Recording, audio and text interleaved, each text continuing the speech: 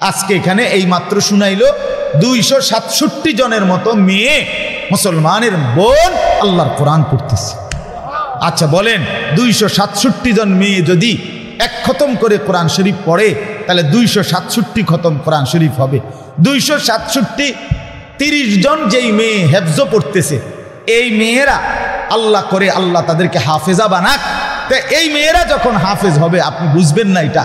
আপনারা সাধারণ যারা পড়েন নাই, যারা কোরআনের হেফজ করে, খোদার কসম কত হাজার বার যে কোরআন শরীফ পড়তে হয় তাকে, একই আয়াতকে বারবার বারবার বারবার বারবার কত রঙে হাফেজ সাবরা পড়ায়, সবক, সাত সবক, আমুক্তা, পিছনের পড়া, বিভিন্ন আঙ্গিকে শত শত খতম শেষ করিলে হের হেফজ হয়, মুখস্থ হয়। তাহলে কসম আল্লাহর কোনো সন্দেহ নাই, এই মেয়েগুলোর যে দিন শিখলো, কোরআন শিখলো, মৃত্যু পর্যন্ত এরা নামাজ পড়বে, আল্লাহকে ডাকবে, তসবিহ পড়বে, এদের সূরা কেরাত শুদ্ধ হয়ে গেল, এদের নামাজ শুদ্ধ হয়ে গেল, এদের রুকু সেজদা শুদ্ধ হয়ে গেল। মহিলা মাদ্রাসায় পড়ে, ইনশাআল্লাহ আমরা আল্লাহকে সাক্ষী রেখে বলতে পারি, ত্রুটি বিচ্যুতি কম বেশ থাকতেই পারে, কিন্তু মহিলা মাদ্রাসার কোনো মেয়ে বেপর্দা এবং ঢিলে ঢালা কালো বোরকা ছাড়া এই টাইট ফিটিং রঙ্গিলা বোরকা ফিন্দাও হাঁটে না। তাইলে এই সমস্ত মেয়ের সমস্ত নেক আমল, নামাজ, রোজা, জিকির, কোরআন তিলাওয়াত, তাদের পর্দা, যা কিছু বন্দিগি, কসম আল্লাহর এই সমস্ত সওয়াব নেকির পরিপূর্ণ সমান পার্সেন্ট এরাও পাবে, কোনো সন্দেহ নেই। এই আয়োজকরাও পাবে, এই ইন্তজাম যারা ফিকির করছে তারাও অর্ধেক অর্ধেক না, 60-70 না, 70-30 না, 50-50 না, 100-100 বুঝেন নাই কথা। এক ওয়াক্ত নামাজের সওয়াব মেয়েটা যা পাবে, এই মেয়েটাকে এই দিন শিখাইছে যারা, ব্যবস্থা করছে যারা, তারাও 100-100 সমান সওয়াব পাবে। কানা লাহু মিনাল আজরি মিসলু উজুরি মান তাবিআহু। রাসূলুল্লাহ সাল্লাল্লাহু আলাইহি ওয়াসাল্লাম বলছে, যে ব্যক্তি কাউকে নেক কাজের দিকে ডাকে তাকে আল্লাহ তাআলা ওই আহ্বানকারীকে নেকি দিয়ে থাকেন, ওই অনুসরণকারী সে যেই নেকি পায় তার সমান, মিসলু সমান, অর্ধেক অর্ধেক অর্ধেক অর্ধেক। আমার ছোট্ট মাদ্রাসায় 400-র মতো ছেলে পড়ে, 400 ছেলে পড়ে আলহামদুলিল্লাহ।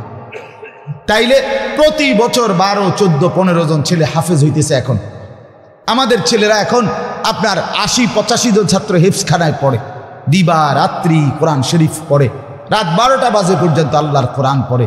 এই ছেলেদের কোরআনুল কারীমের তেলাওয়াত ওই আমাদের মাদ্রাসার আমরা যারা ইন্তজাম করছি তাদের আমলনামার মধ্যে নেকি আসে। এই জন্য আমরা প্রত্যেকে মানুষের কল্যাণে কাজ করি, ইসলামের পক্ষে থাকি, কোরআনের পক্ষে থাকি, দিন নিয়ে থাকি। বন্ধু, দুনিয়াতেও সম্মানিত হবে, আখেরাতেও সম্মানিত হবে। এই আলেম ওলামারা আপনাদের কাছে প্রিয়, আপনাদের কাছে সম্মানিত কেন? কোরআন সুন্নাহর কারণ, ঠিক কিনা বলেন না কেন? আজকে 17 বছর পরেও আপনাদের ভালোবাসা স্বাভাবিক।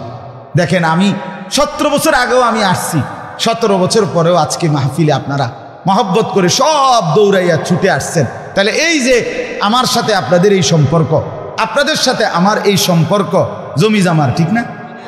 হ্যাঁ, না, শুধুই মাত্র দ্বীনের কারণে, আল্লাহর কোরআনের কারণে, রাসূলুল্লাহ সাল্লাল্লাহু আলাইহি ওয়াসাল্লামের সুন্নাহর কারণে, দ্বীনের 2-4টা কথা বলার কারণে এই বন্ধন।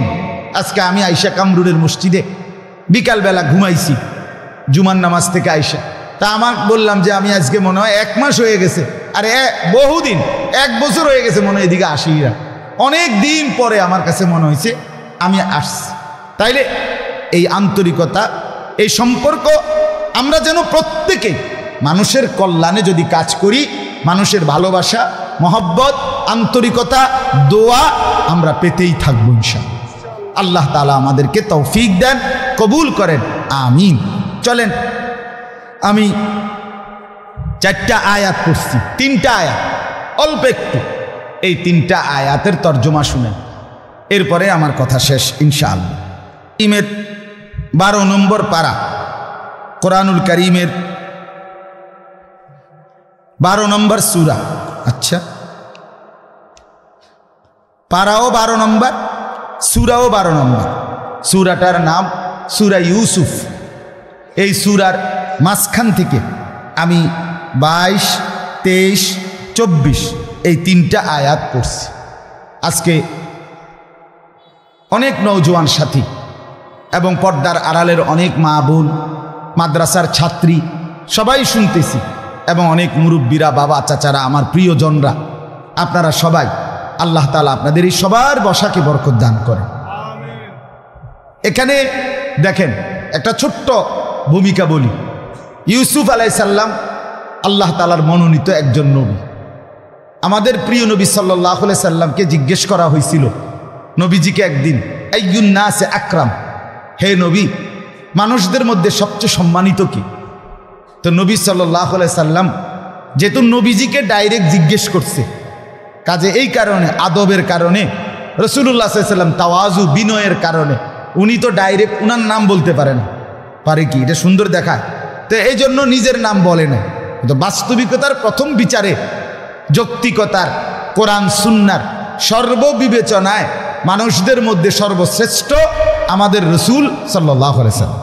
এই ব্যাপারে কোনো এশকাল নাই, মানে কোনো প্রশ্নও নাই, কোনো আপত্তিও নাই, কারো কোনো দ্বিধাও নাই। কিন্তু যেহেতু জিজ্ঞাসা করছে কারে? নবীজিকে।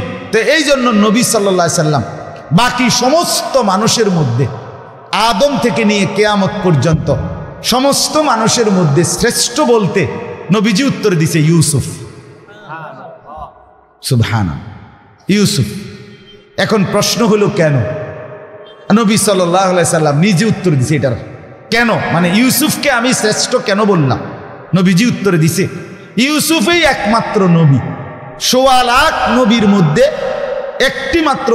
একজন মাত্র নবী যার বৈশিষ্ট্য হলো একটা বিশেষ, যে তিনি এবং তার পিছনের 3 পুরুষ, 19 সহ 4জনই আল্লাহর নবী। এটা আর কোনো নবীর বৈশিষ্ট্য নেই, এটা শুধুই ইউসুফ আলাইহিস সালামের বৈশিষ্ট্য। ইউসুফ আলাইহিস সালামের উনি নিজে নবী, ওনার আব্বা ইয়াকুব আলাইহিস সালাম উনি নবী, ওনার আব্বা ইসহাক আলাইহিস সালাম উনি নবী, ওনার আব্বা ইব্রাহিম আলাইহিস সালাম উনিও নবী। নবিউল্লাহ ইবনু নবিয়িল্লাহ ইবনু নবিয়িল্লাহ ইবনু খলিলিল্লাহ, নবীজি বলছে, এটা হাদিসের শব্দ। নবীজি বলছে কেন বললাম? যেহেতু সে আল্লাহর নবী, তার বাবা আল্লাহর নবী, তার বাবা আল্লাহর নবী, তার বাবা আল্লাহর শুধু নবী না, আল্লাহর খলিল। এই কারণে নবী সাল্লাল্লাহু আলাইহি সাল্লাম বললেন ইউসুফ সবচেয়ে সম্মানিত। এলো এক কথা, আমি সব কিছু বলতেছি না, অল্প কয়েকটা কথা। 2 নাম্বার, আল্লাহ তাআলা আমাদের প্রিয় নবী সাল্লাল্লাহু আলাইহি সাল্লামকে মেরাজে নিয়ে গেছিলেন, জানেন না এটা?